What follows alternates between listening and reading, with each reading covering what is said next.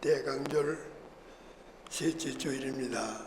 동시에 전에 말씀드렸습니다마는 한국에서는 성서주일로 지킵니다.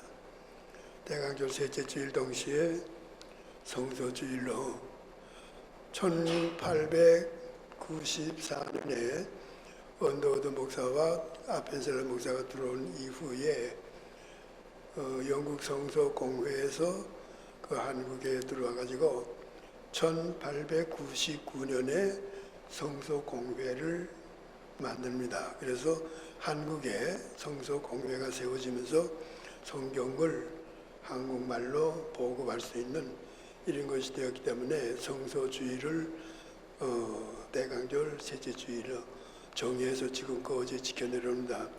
성경을 사랑하고 성경을 읽고 성경 안에서 말씀을 늘 묵상하는 이러한 의미에서 성서주일로 지납니다. 오늘 본문 말씀은 마가복음입니다. 마가복음은 마가가 제일 먼저 기록했다고 이와 같이 그 성서신학자들은 얘기를 합니다. 이것이 그저 정설로 되어져 있습니다. 야고보 사도가 AD 44년에 헤롯 대왕에 의해서 순교를 당하고 빌립이 AD 52년에 히에라폴리스에서 순교를 당합니다. 또 베드로 사도가 AD 64년에 로마에서 순교를 당합니다. 바울이 역시 로마에서 64년에서 60년 그 어간에 그 순교를 당합니다. 예수에 대해서 자세히 알고 있는 사람들, 예수에 대해서 얘기를 할 수 있고 예수에 대해서 세밀하게 말할 수 있는 사람들이 하나하나씩 세상을 떠나고 말았습니다. 마가가 생각할 때에 이런 사람들이 한 분 한 분 떠나니까 예수에 대해서 이제는 알고 있는 사람이 다 없어지면 예수에 대한 얘기가 없어지고 말 거다. 그러기 위해서는 예수님에 대한 기록을 남겨놔야 되겠다. 이런 생각에서 기원 후 65년에서 67년 그 어간에 마가가 예수님에 대한 행적을 복음서를 기록합니다. 이것이 제일 첫 번째 복음서로서 기록됐다는 겁니다. 물론 바울 사도가 편지를 쓴 서신은 데살로니가 전서를 비롯해서 13권이 있지만은 예수의 그 복음의 그 행적에 대해서는 기록을 안 해놨기 때문에 마가가 복음서를 기록을 합니다.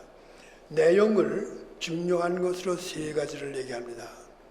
그 16장에 걸쳐서 쓰는데 16장을 쓰는 그 가운데에 첫 번째는 뭐게 되면 예수는 우리 죄를 지시고 십자가에서 죽으신 메시아다. 중요한 제목입니다. 마가가 쓰는 것은 예수님은 우리 인간들의 죄를 자신이 짊어지시고 십자가에서 죽고 부활하신 메시아다. 이걸 중요한 의제로 해서 쓰는데 1장에서부터 10장까지 10장은 갈릴리에서 예루살렘으로 올라오는 과정을 씁니다. 예수님이 태어난 거라든가 족보는 일체 없습니다. 예수님은 우리 죄를 위해 구속하시고 우리의 죄를 지신 십자가에 죽으신 분이다 하는 걸 얘기하기 때문에 갈릴리에서부터 예루살렘까지 올라오는 그것을 1장에서 10장까지 써주고 11장에서부터 16장까지 6장을 예루살렘에 올라와서 십자가에 못 박혀 죽으시고 부활하시는 일주일간 넘는 그 며칠 동안의 사건을 6장을 써줍니다. 그러니까 16장, 16장 쓰는 가운데 10장은 예루살렘으로 올라오는 과정에 내용을 쓰고 그리고 6장은 예루살렘에서 되어진 일주일의 사건을 기록해 줍니다. 두 번째는 예수님은 그리스도시요 살아계신 하나님의 아들이다. 걸 얘기를 합니다. 마가복음 7장에 가게 되게 되면 7장에 가서 31절에서 37절에 가게 되게 되면 무슨 기록을 하는가 하게 되게 되면 귀가 먹고 온돌한 사람, 듣지도 못하고 말을 제대로 못하는 거예요. 귀가 나빠지게 되면 말을 제대로 못합니다. 이런 사람이 있는데 이 사람을 그 귀를 열게끔 해주고 말을 제대로 하게끔 해줍니다. 뭘 말하는가 하면 하나님을 믿고 하나님을 의지하는 모든 이스라엘 민족과 또 하나님을 모르고 있는 모든 세상의 모든 사람들이 듣기는 들어도 귀목을이라는 거예요. 입은 있지만은 입으로서 말하는 건 제 말을 못한다는 거예요. 어눌한 말을.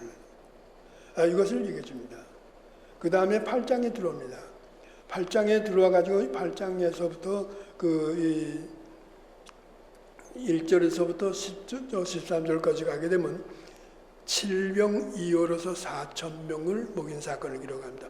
5병2호 사건 다음에 7병2호 보리떡 7개와 물고기 2마리 가지고 4,000명이 먹었습니다. 그것이 그 기록을 해주고 그 다음에는 그 다음에 13절까지 써지고 또 14절에서부터 뭐이 나오는가 하게 되게 되면 바리새인들이 와가지고 그 사건을 보고 예수님 앞에 당신이 어떤 사람이요? 우리에게 무슨 표적을 보이려고 하느냐? 표적을 좀 보여주시오. 이렇게 하니까 내가 표적을 너희들이 보일 거고 없다. 그리고 제자들을 통해 가지고 바다 건너로 건너갑니다. 바다 건너로 건너갈 때에 예수님께서 얘기를 합니다. 바리새인의 누룩을 조심하라. 누룩이라는 게 교훈을 말하는 거거든요.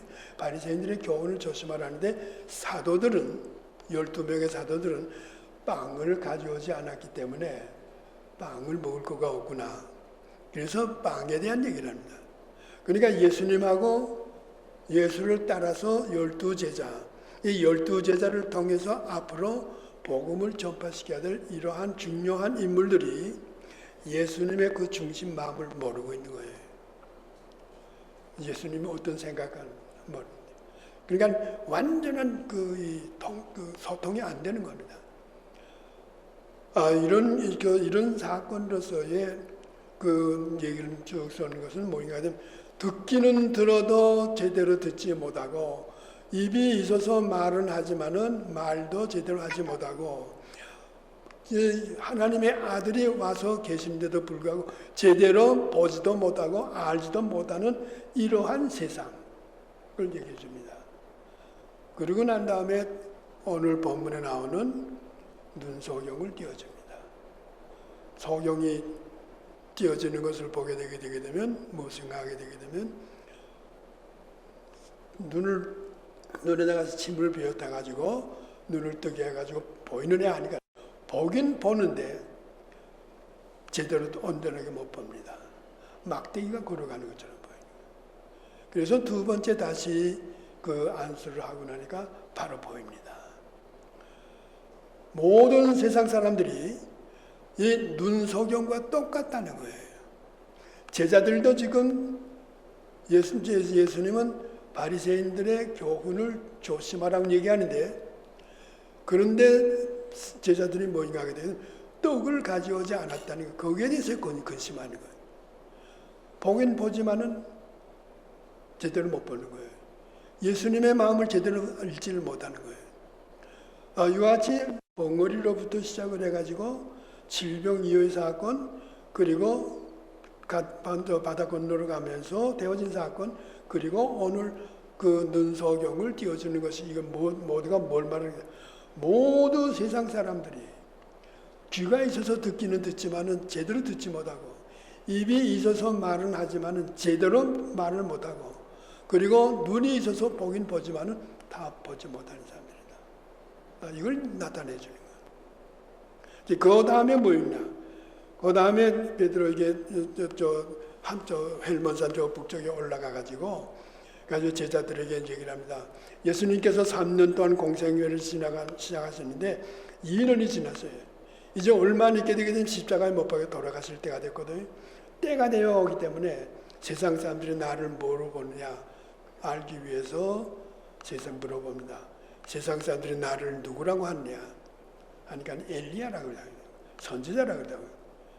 맞지 않거든요. 그러니까 예수님께서 베드로에게 사도들에게 너희들은 나를 누구를 보고 있느냐?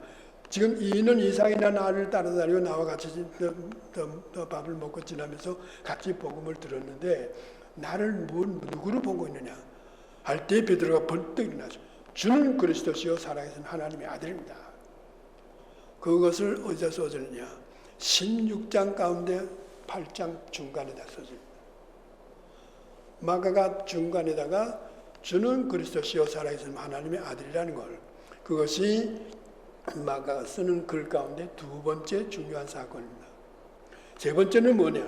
세 번째는 지금까지 말씀드렸습니다마는 벙어리가 귀가 열리고 말을 제대로 하고 소경이 눈을 뜨고 기뻐하는 것, 모든 이런 것들이 모임하게 되게 되면 악한 사탄의 세력이 뭐 하나님의 형상으로 되어진 아름다운 것을 지어진 이것을 와서 훼손하고 파괴해가지고, 그래서 듣지도 못하게 하고 말도 제대로 못하게 하고 보지도 못하게 하고 이렇게 해서 완전한 불구자로 만들어 놓는 이러한 세상에 예수 그리스도가 하나님의 아들로 구세주로서 죄를 대속하고 지고 오셔가지고 십자가에 못 박혀 돌아가신 그이가 이들을 온전하게 만들어가지고 그 온전하게 만드는 그 다음에 하나님의 창조된 그 창조의 질서를 그대로 유지해서 기쁨을 누릴 수 있는,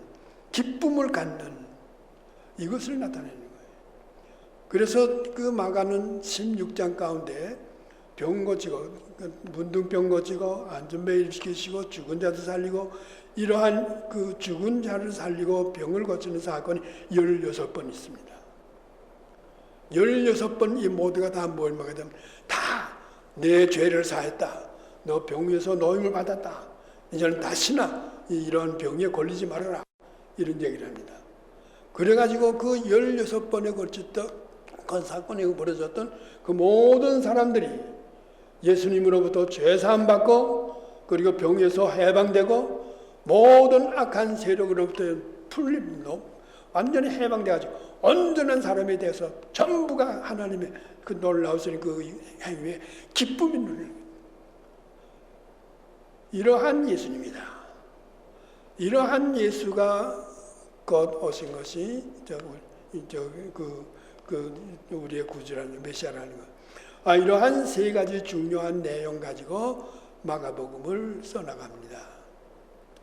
그래서 오늘 대강절 셋째 주일을 맞이했기 때문에 오늘은 모임하게 되면 우리 정지사님이 말씀하신 것처럼 사랑과 나눔의 기쁨의 주간입니다.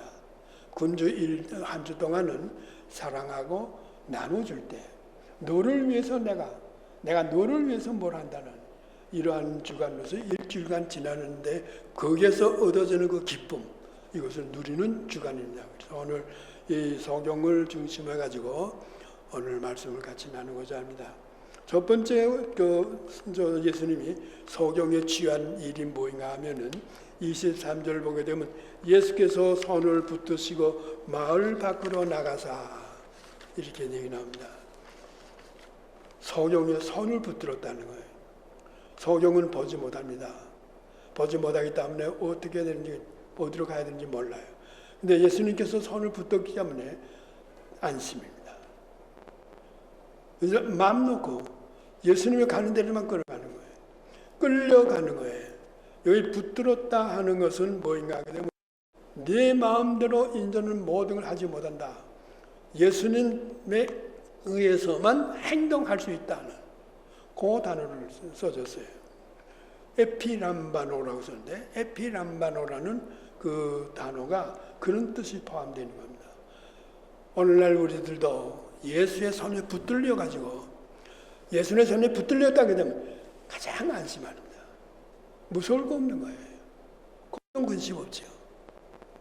우리도 이 소경과 같이 붙들리는 것이 우리에게 소원입니다.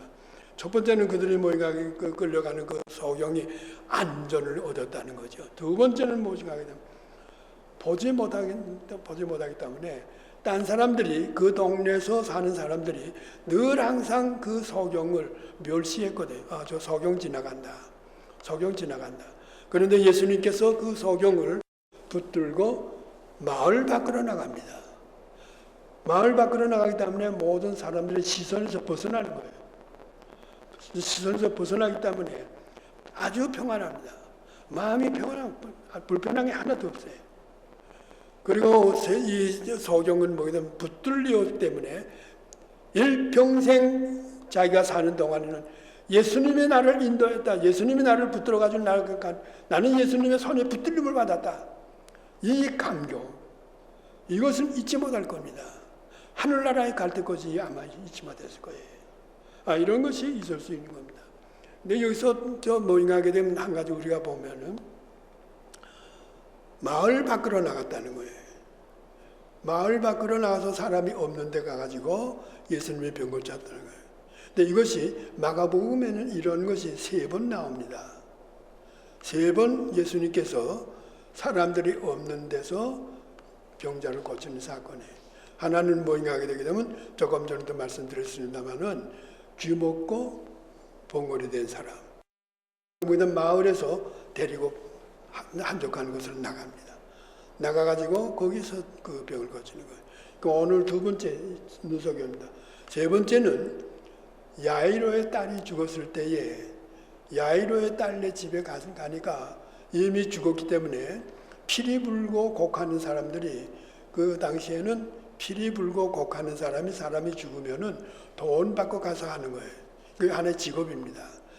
근데 가난한 집안이라도 곡하는 사람 한 사람하고 피리 부는 사람 2사람은 있어야 되는 거예요. 이것이 당시의 유대 나라의 풍습입니다. 그런데 이건 회당장이기 때문에 회당장이니까 적어도 곡하는 사람이 2사람, 3사람 넘었을 거예요. 또 피리 부는 사람도 많았을 거예요. 그러니까 거기에서 그 야이로의 딸이 죽고 나니까 이 직업적인 곡하는 사람과 피리 부는 사람들이 와가지고 난리가 난 겁니다. 그러니까 예수님께서 다 가라, 물러가라. 다 물러가라 해놓고 어느 누구도 이 어린아이 죽은 시체 앞에 들어오지 말라. 어머니 아버지만 들어오라. 그래서 야이로하고 그 부인하고 들어오고, 그리고 예수님 12제자 다 데려갔지만은 꼭 3사람. 야고보와 요한과 그리고 베드로. 그래서 5명만 들어가지고 기도해가지고 달리다금 하는 거. 달리다라는 건 소녀야, 굼 하는 건 일어나라. 그러니까 이 달리다금은 아람어인데 아람어에서 보통 쓰는 말들입니다. 그렇게 가지고 일으킨 거예요. 이와 같이 한적한 곳에 나가서 하는 건 3번밖에 씁니다. 왜 그러냐? 이 환자들로 하여금 안심하고 믿음을 갖게끔 하기 위해서. 그래서 이렇게 하는 사건입니다. 두 번째로서 우리가 여기서 찾아볼 수 있는 것은 예수가 소경에게 한 일이 두 번째가 어떤 일인가 하게 되게 되면 소경을 붙들고 밖으로 나가가지고 눈에 침을 베었습니다.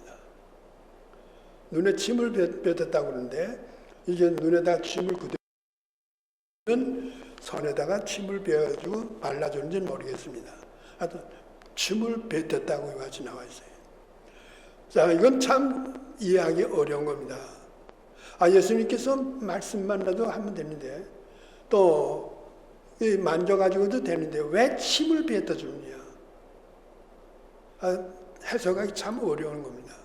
아주 기분 나쁜 얘기입니다. 만약에 눈 뜬 사람에게 예수님께서 오셔가지고 침을 탁 뱉었다고 되면 아마 기분 나쁠 겁니다. 왜 침 뱉는가 그럴 거예요. 아무리 예수님을 하더라도. 그런데 이 침 뱉는 것이 2번 있었습니다. 여기에 있는 소경도 그랬고 그 전에 7장 31절부터 37절에 귀머거리와 이 말 못하는 것, 그 온유한 사람, 그 사람도 밖으로 데리고 나가가지고 혓바닥에다 침을 뱉었어요. 이건 더하죠, 이건. 혀에다 침을 뱉어가지고 발라가지고 그랬다는 거예요. 자, 이것에 대해서 여러 가지 해석들이 있습니다만은 주로 그저 교회에서 쉽게 얘기하는 것은 고대 사회에서는 침이 약으로 썼습니다. 약으로 썼기 때문에 예수님께서 이 사람들, 지금 현재 병자고 병신이기 때문에 침을 거기다 바르고 침을 냈다는 거예요. 그러나 이것은 조금 이해하기 조금 어렵습니다. 물론 당시의 풍습이 그랬다 할지라도 지금 예수님께서 침을 뱉었다는 건 이거는 참 이해할 수 없는 겁니다. 그러면 성경에 얼굴에 침 뱉은 일이 있느냐? 한 군데 있습니다. 신명기 25장 9절에 가게 되면 계혼법이 있는데 계혼법은 뭔가 하게 되게 되면 마병이 부인과 같이 결혼해서 살다가 애를 보지 못하고 형이 죽었어요. 형이 죽고 나니까 형에 대한 후손이 없어졌습니다. 그러면 유대나라 법이 어떻게 되느냐? 그 동생이 자기 형수하고 같이 살아야 됩니다. 같이 살아가지고 형의 아이를 자기 대신에 자기가 낳아줘가지고 그것을 그 대를 이어주는 겁니다. 만약에 그 둘째 동생이 거절하면 셋째 동생으로 넘어가야 됩니다. 그렇게 될 때에 신명기 25장 9절에는 뭐인가 하게 되면 거절한 사람을 불러다가 장로 앞에 가가지고 이 사람이 계혼법을 어기고 거절한 사람입니다. 그럴 때 장로 앞에서의 그 거절한 시동생 신발을 벗기고 그리고 얼굴에다 침을 탁 빼요. 그래가지고 건복이 됩니다. 아주 멸시하는 겁니다.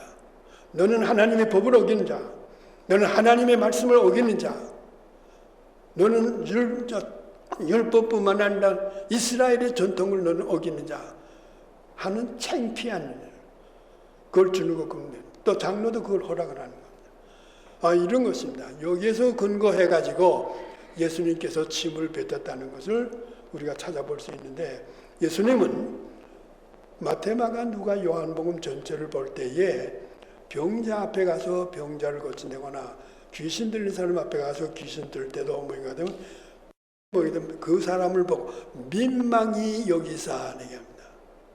민망히 여기사 그 환자에게 손을 대시고 낫게 명령을 낫게 했다는 거예요.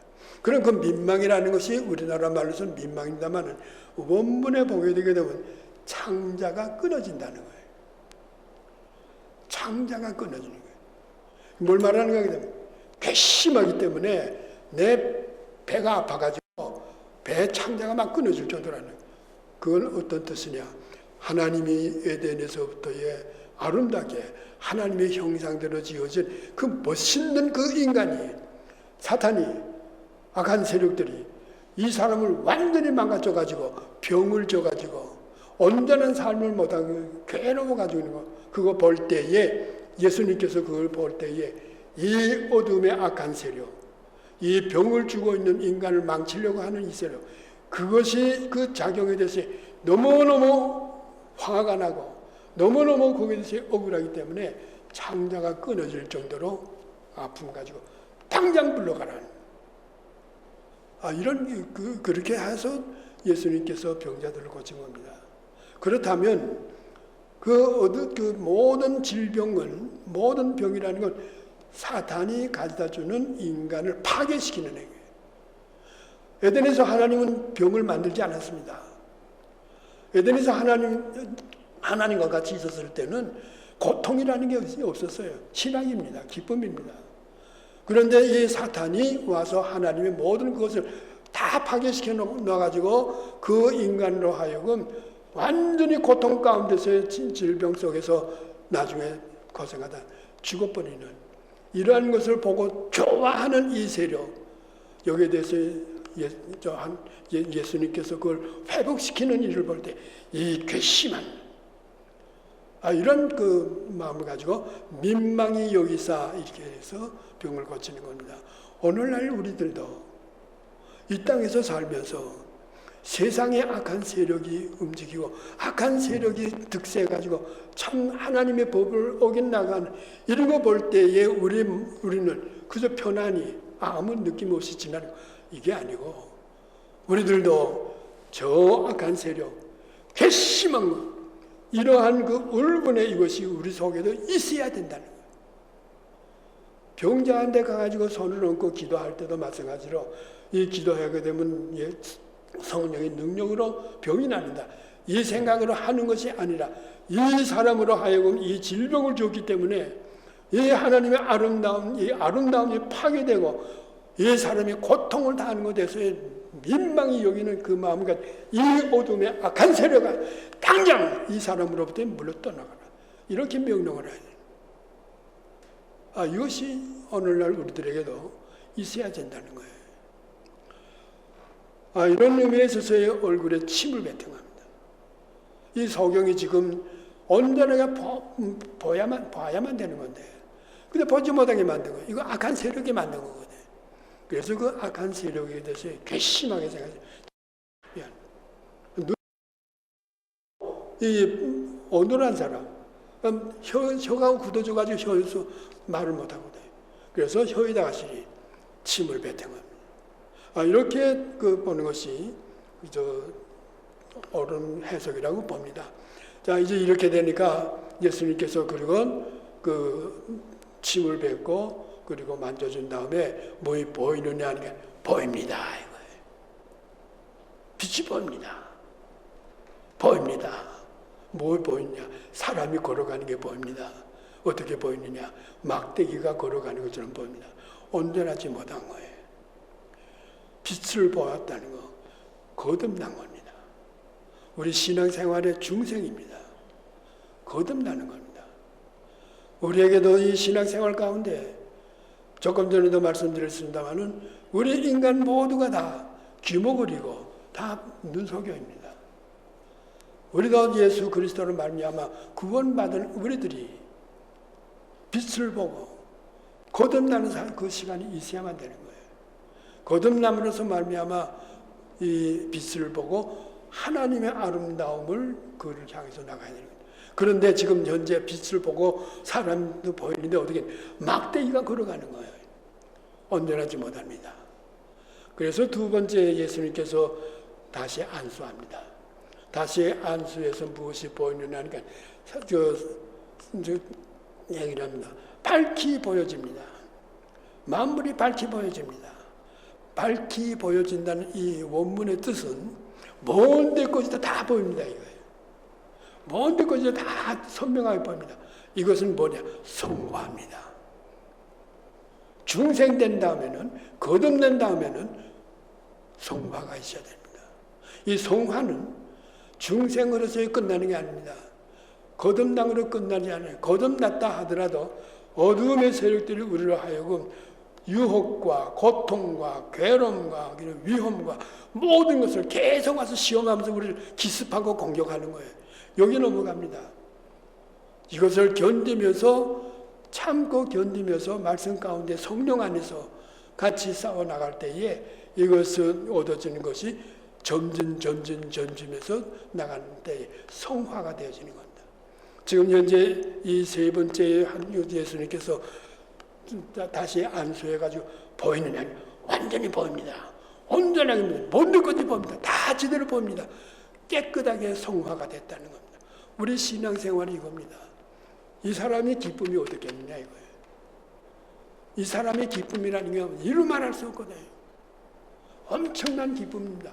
이 기쁨이 오늘날 우리들에게도 있어야 된다는 거예요. 이 기쁨을 주러 예수님께서 오셨다는 거예요. 예수 믿고 구원받아가지고 물론 천국 갑니다. 하나님 나라에 갑니다. 하나님의 나라에 갈 때까지 우리는 어려움을 당합니다. 그러나 성령께서 우리와 같이 있으면서 늘 지켜주시는 가운데 어려움 없이 동행할 때에 근데 거룩한 성화가 되어질 그때의 하늘나라를 볼 수 있고 내가 갈 수 있는 하늘나라의 그 하나님의 나라, 하나님 앞에 그 아름답고 거룩한 걸 내가 볼 때의 그 기쁨이 나에게 얼마나 많겠는가 이거예요. 대단한 거죠. 제가 90이 넘으면서 나이가 들어가니까 이제 갈 날이 얼마 멀지 않으니까 가끔 생각합니다. 내가 하늘나라에 하나님 앞에 갔네. 그걸 한번 생각해 보는 거예요. 그걸 생각할 때 그때에 얻어지는 그것에서의 나의 기쁨, 나의 그 찬란한 것이 얼마나 이런 기쁨을 이걸 절실하게 느낄 수 있는 이것이 늙었을 뿐만이 아니라 젊었을 때도 있어야 되는 거예요. 제 얘기를 해서 죄송합니다만 제가 23살 때 전쟁 끝난 지 바로 얼마 안 됐습니다.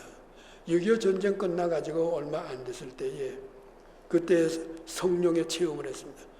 엄청난 성령의 체험을 한 거예요. 온몸에 불덩어리가 돼가지고 이 가슴과 배가 피멍이 들었어요. 불로 인해가지고. 그래서 한 달 동안은 목욕을 못했습니다. 아파가지고. 그때에 얻어진 그 기쁨 이루 말할 수 없습니다. 해병대 중2 때인데 중2로서 중2 계급장 달고 돌아다니는데 또 저녁 때 근무 시간 저녁 지나게 되면 진해 해군 극장 앞에 가가지고 모자는 뒷공문에 입고 여기 계급장은 뒤집어 치워놓고 주 예수 그리스도를 믿어라. 그러면 너와 너희 집에 구원이 이 말이라. 미친 짓이지요 지금 제가. 그러나 그 기쁨은 이루 말할 수 없는 거예요. 엄청난 기쁨입니다. 부끄러움이 하나도 몰라요. 이 기쁨을 주로 예수님께서 오셨다는 거예요. 오늘날 우리 여기 앉아있는 우리 모두 이 기쁨 충만하길 바랍니다. 일주일 동안 이 기쁨 충만하게 살아가도록 합시다. 좀 얼굴이 찡그러지더라도 금전은 기쁨의 주간이다. 일부러라도 좀 기쁨으로 좀 웃으면서 지나도록 합시다. 기도합시다. 거룩하신 아버지 하나님, 죄로 말미암아 이그러지고 하나님의 형상을 완전히 벗어나 버려서 듣지도 못하고 보지도 못하는 이와 같은 우리들 예수 그리스도께서 오셔가지고 온전하게 볼 수 있고 온전하게 들을 수 있고 온전하게 말할 수 있도록 해주신 이 기쁨을 오늘 말씀을 통해서 저희들이 받았습니다. 예수로 말미암아 구원받은 저희들 이 기쁨 속에서 매일매일같이 항상 하나님 앞에서 예수님의 은혜를 감사하면서 춤추며 날뛰며 살아가는 저희들이 되게 해 주옵소서. 특별히 대강절 셋째 주일에 하나님의 사랑과 그 나눔, 이웃과 나눔에 대한 그 기쁨을 저희들이 충분히 나누면서 살아갈 수 있는 이 주간이 되게 해 주시기를 우리 주 예수 그리스도 이름으로 기도드리옵나이다. 아멘.